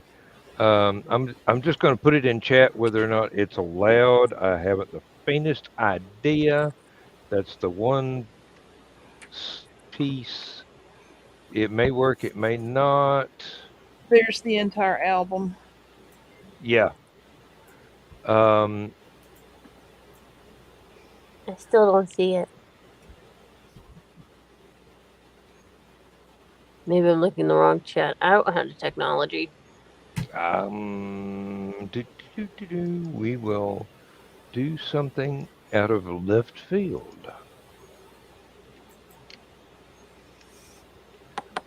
And try that in your messenger. Oh, hey, look, it showed up. Okay, cool. So I now know exactly where I'm going because I don't claim to have perfect pitch, but if I can listen to it, I can map out at least similar notes to it and do that and everything like that. Just forgive me if I'm sending it going, how does this sound? Little Hey, snippets. just want you to have fun with it. I thought you would enjoy Oh, learning.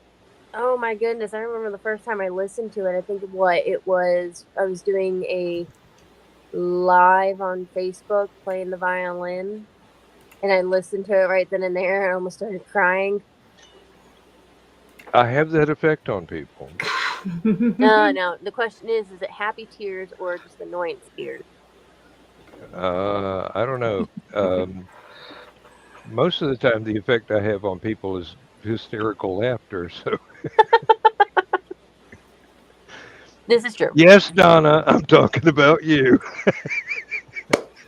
I'm sitting over here being a good girl for once. I mean, being a good girl. Oh, who do you think you're fooling? Oh, Yeah, I had to stop. I started playing the track, and I was kind of like, I'm gonna lose myself and forget the podcast entirely. oh, Lord. I still think that one of the other tracks, Unlimited Sky, is probably one of the best things I have ever written in my life. Yes, Even if the bird chirps get annoying. but Um, when you combine them into become one, yeah, oh my gracious, oh my gracious. yeah, and that can tie back into writing It, when you've got two different characters, two different themes, and you put a chapter when they are interacting, and you both of them have their strong points, both of them have their weaknesses, both of them have their challenges, and it blends into this beautiful thing. and you know, when I first heard the two separate pieces of music, I would not have given you tuppence, and there's a reason why I use tuppence. I would not have given you tuppence for the notion that you could combine them into one track and have a beautiful piece of music. I Let me have my ask a question moments. while I'm thinking about it. That violin part and everything in the Hmm. meditations, is that a synthesized violin or is that someone actually playing? I haven't the faintest idea. Um, I do believe it is recordings of a live musician, but I'm not sure. It could be synthesized. What I do is I don't care. It sounds real. I've got this program that gives me a few measures of something, different voices, different instruments, and I it's like building something out of Lego. Mm-hmm. I can put the pieces together and build a wall or build a bridge or whatever. Layering one sound on top of another, on top of another, on top of another, and the bonus track for that album. Okay, I found a radio play Good night, of everybody. Uh-huh. Good Night, John. Hey, John. I found a radio play of a Sherlock Holmes story, Final Problem. Sir, Sir John Gielgud was Sherlock Holmes. Oh wow. Orson Welles was Professor Moriarty. Oh wow. It is the bonus track on Bandcamp, and I sent it to you before Oh. it ever got live. Oh my gosh, I had forgotten all about that. Not only did I put in snippets of the radio play, which is Yes. Yes. it is public domain, Mm-hmm. I also did all the sound effects in the background, as well as the music that went through it. That was a work of art right there. I mean, it's like 20 minutes long. Well, yeah, like even just building music up like that is like it really is music because I remember I think I showed Oakwood to you, right? The piece that I created. Oh yeah, yeah. Yeah, I did that once. I was in charge of just the violin part and never again. Ugh, I could not do that, but like I've listened to your music and everything like that, and it really is a work of art. Well, I have the advantage of working digitally. I'm not actually having to play. If I did, you might as well duct tape my hands together and put me in a canvas sack and throw me in the river because I wouldn't be able to. Well, I mean, that's Um, how composing actually happens is that, especially like for big movies and everything, everything's synthesized. And then they get actual people who played these actual instruments to do it. yeah, really. I've looked into trying to find a program that could write the sheet music from the stuff that I compose. I might have an answer for you. I have to ask my composing friend because that's basically what we Ooh. had to do was Oakwood was created from my failed attempts. And we basically patched them together. I recorded a couple other things that fit in. And what he did was he printed out the whole thing and I practiced and played it and then we got that sound. Well, I've got to say, for people that really enjoy this place Detective Suite, for something in a similar vein was my 10,000 airships. And matter of fact, I was working on that when I came up with the Displaced Detective. I really love working with sound effects and music. And when I was coming up with 10,000 airships, it was supposed to be an audio play, sort of like Jeff Wayne's War of the Worlds, but my stuff instead of that. It never happened. but there was enough Yet. there was enough beginning to it to make me go, "Oh my God, this is so." There are bits and pieces of that. I swear, I listen to it now.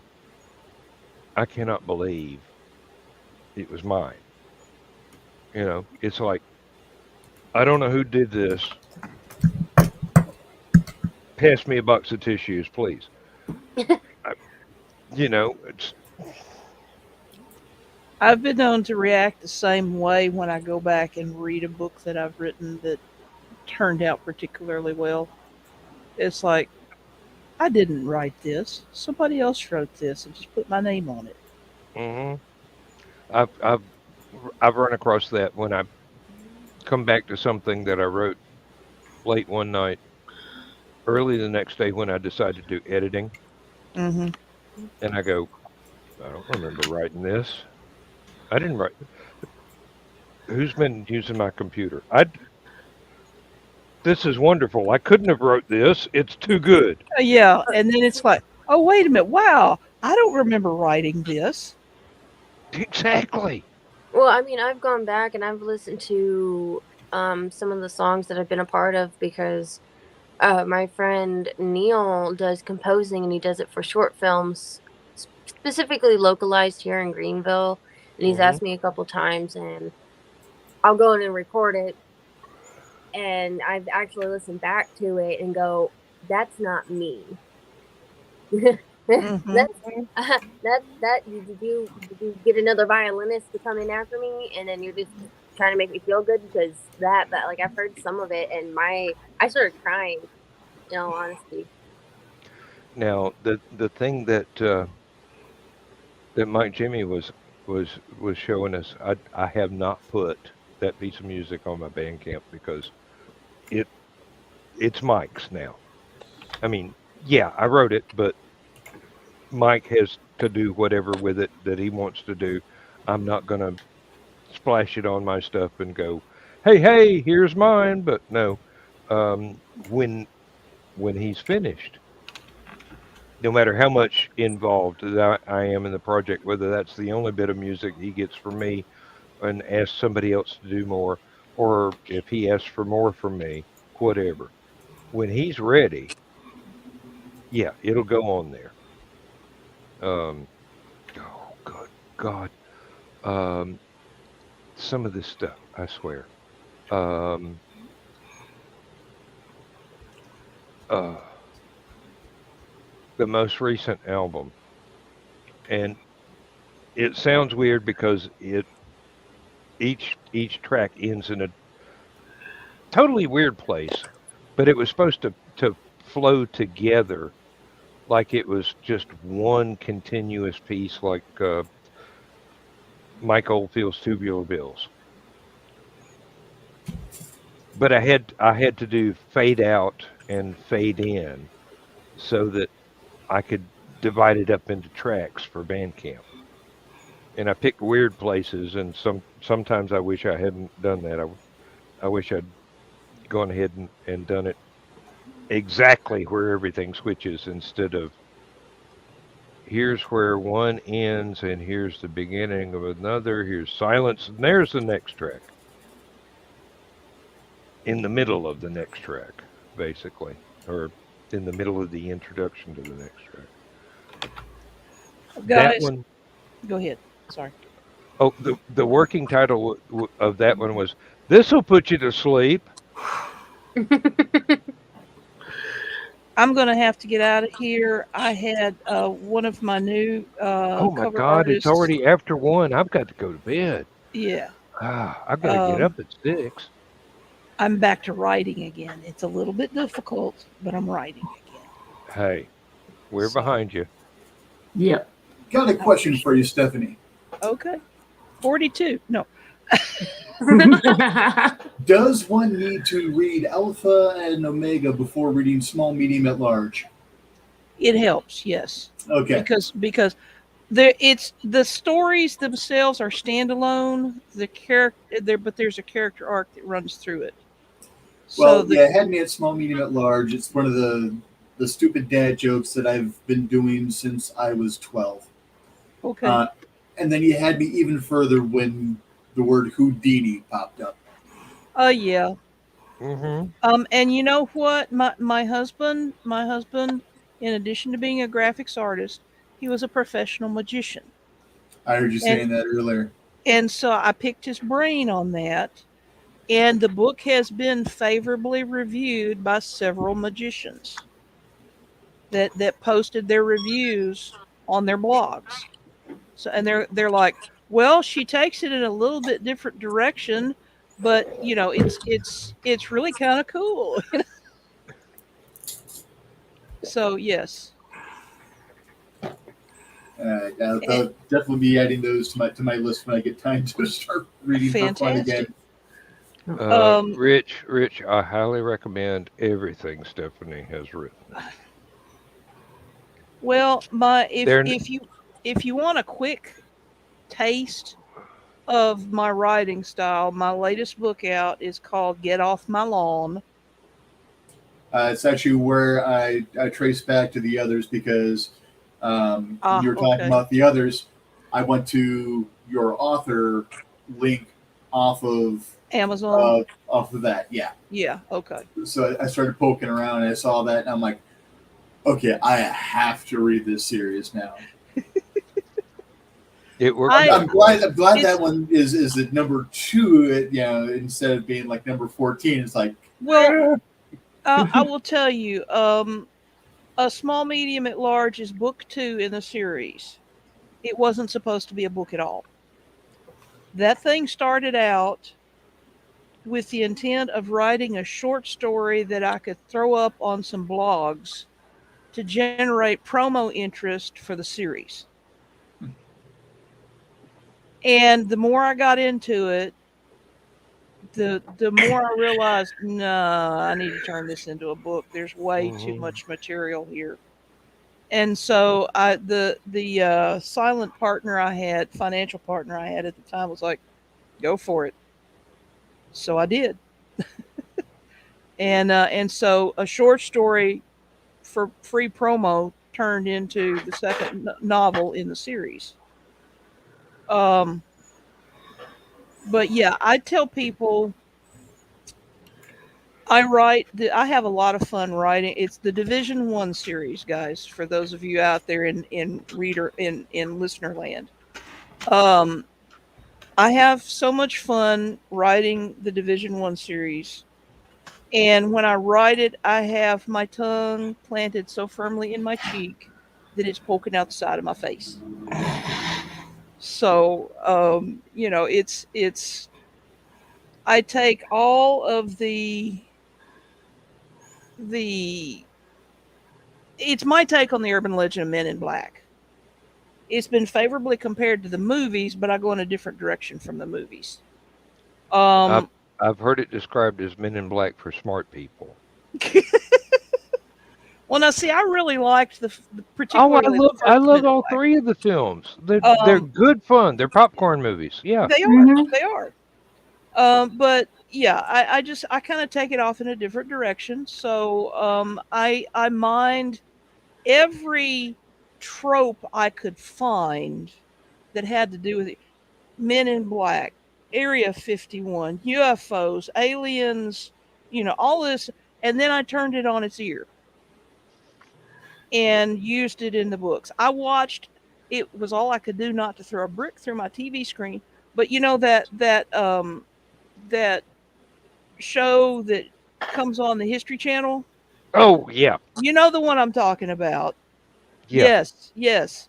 Um, I'm not saying aliens, huh? but aliens. Exactly.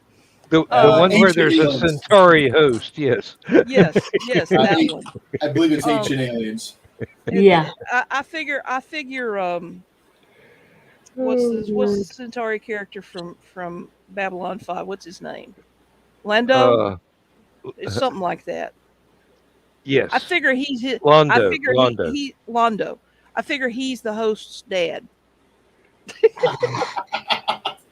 Makes perfect sense. It really And does. It does. I actually allude to that in the books if you read carefully enough. I allude to that in the books. You know, he's one of those. Oh, okay, yeah. Um, I watched that show and I took notes. And I said, okay, they called it this. All right, that's what I'll call it. No, I'm going to do this. I'm going to take it, but I'm going to go over here with it. And okay, we got this. Now I'm going to go over here with that. You know, and so you know, it, as soon as I got all the concepts down, I quit watching that series because it just made my brain hurt. Mm. But but Yeah. Mhm. and I can't watch it anymore either. But yeah, I've had so much fun putting this whole universe together. And now I'm doing a spin-off, which is one of the books. I'm working on 3 different books right now in 3 different series. One is the next Division 1 book. One is a book in another author's universe. And one is the Division 1 spin-off, the first book of a new series, which will be called Blood Brothers. And the 2 of the important secondary characters in Division 1 are Director Fox, who okay, Division 1 is like the precinct of the Galactic Police that Earth is in. Okay? And so Director Fox is basically the chief of police of Division 1. The Pan Galactic Coalition is the galactic government. This is run by a Draconan named Pulgi Entiety. And he's the president, the duly elected president. But Pulgi, or Pul, and Director Fox, who used to be known as Franz Levy, are old friends, and they've got some serious history together. And so Blood Brothers takes it back to before they met. And so the first book is entitled Meetings, and it's going to be getting from a young Franz Levy imprisoned in a Nazi concentration camp up to the time that he meets the galactic president, saves his life.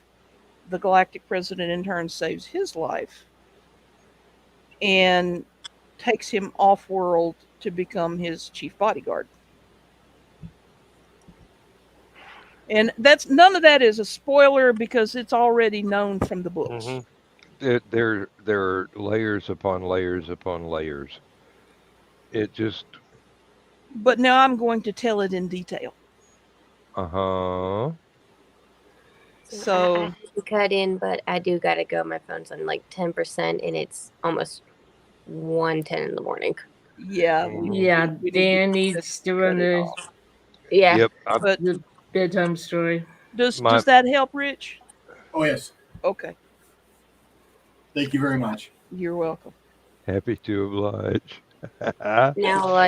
Now I gotta go find your books and go buy them. Well, go on to Amazon and search on my name, Gotcha. and they'll come up. Because you can ask Dan. I don't like reading books. Not one bit. Okay, I take it I you're mean- being sarcastic. Okay, all right. Well, I think you'll enjoy them. Oh, I love it. I don't think there's a book out there I haven't liked. Okay. Well, if you really, really like them, leave a nice review. That goes for you too, Rich. Will do. Okay. All right, I'm going to shut up now, Dan, and you can start shutting this show shindig down. Well, basically what I had to do is tell the bedtime story. And one thing about the bedtime story, Nick Talkert tuned in to the show one time during the end credits because he just missed the entire thing. He tuned in just in time for his name to flash on the screen. And it's just one of those. I made his day, basically. But Cool. um, once upon a time in a universe far too close for comfort. And I did steal that from Marvel Comics. Yes, I did. And Howard the Duck is one of my favorite comics. Ah, good night, everybody. Night. Good night. Night, See you folks. Saturday Been fun, guys. or Sunday.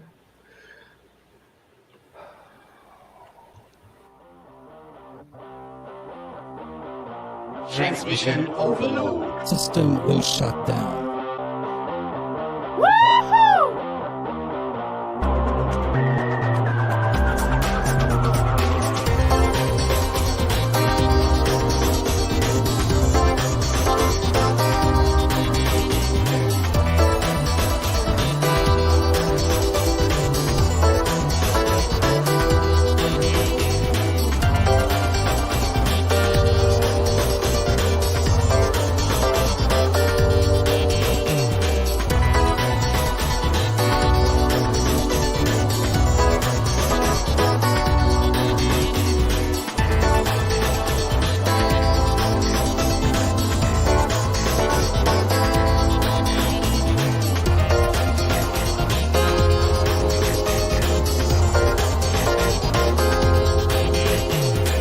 Transmission overload. System will shut down.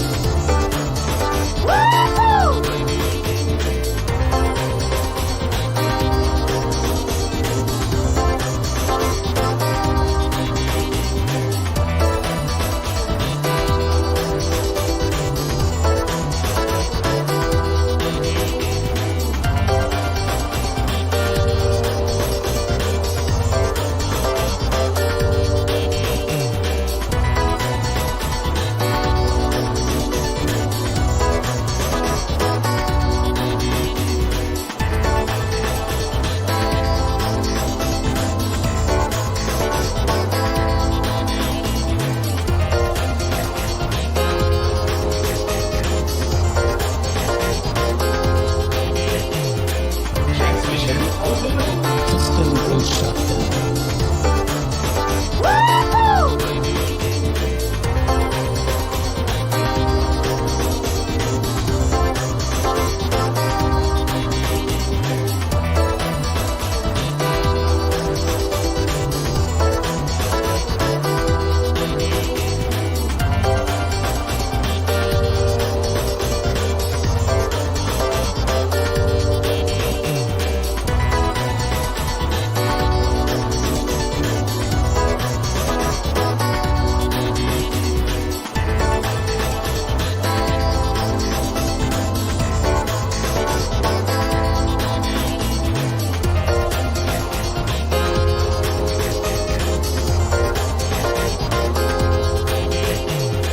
Transmission overload. System will shut down.